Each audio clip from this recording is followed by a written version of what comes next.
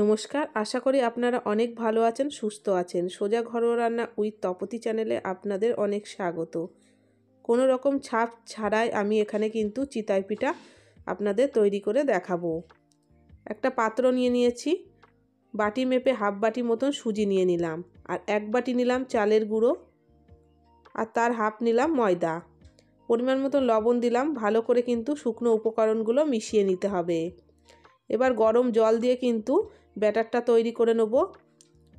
অতিরিক্ত গরম জল দেবেন না, যাতে হাতে সহ্য হয় সেই রকম কিন্তু গরম জলটা দিতে হবে।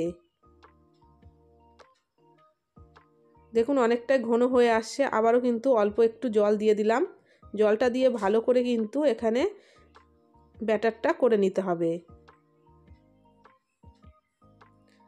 অতিরিক্ত ঘন করবেন না, একটু মিডিয়াম মতন কিন্তু এখানে করতে হবে। আবারও অল্প পরিমাণ জল দিয়ে দিলাম, দিয়ে ব্যাটারটা তৈরি করে নেব। এই চিতই পিঠা কিন্তু আপনারা নলেন গুড়ের সাথে বা যে কোনো গুড়ের সাথে খাবেন, খেজুর গুড়ের সাথে খুব সুন্দর লাগে। 5 থেকে 10 মিনিট কিন্তু আমি রেস্টে রেখে দেবো। 10 মিনিট হয়ে গেছে, আবার একটু ভালো করে নাড়াচাড়া করে নিতে হবে। দেখুন হাতা দিয়ে তুলছি কতটা ঘনত্ব হয়েছে।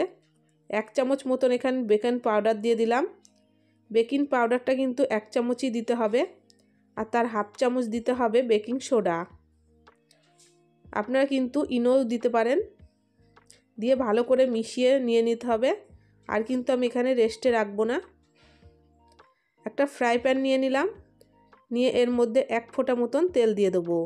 তেলটা ভালো করে কিন্তু একটা কাগজের সাহায্যে মুছিয়ে নেব। 1 হাতা করে কিন্তু এখানে ব্যাটারগুলো দিয়ে দেবো।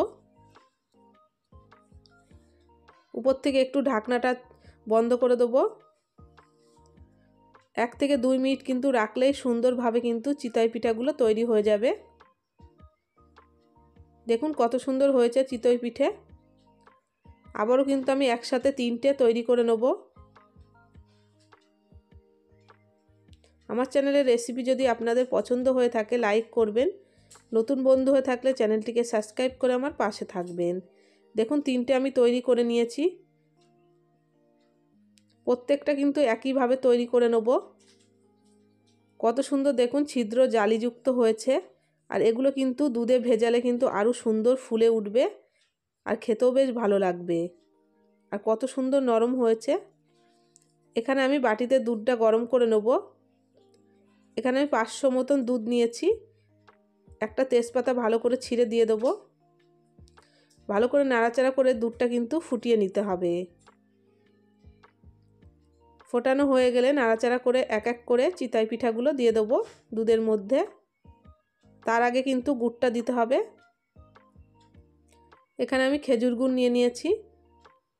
মিষ্টিটা আপনাদের পছন্দ মতন দেবেন।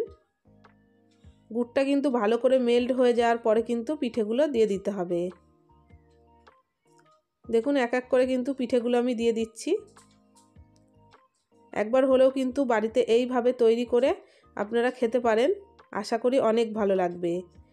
দেখা গেল মাটির ছাঁচ থাকলো না, বা কোনো রকম ছাঁচ ছাড়াই কিন্তু আপনারা সুন্দরভাবে এরকম চিতই পিঠা বাড়িতে তৈরি করতে পারবেন।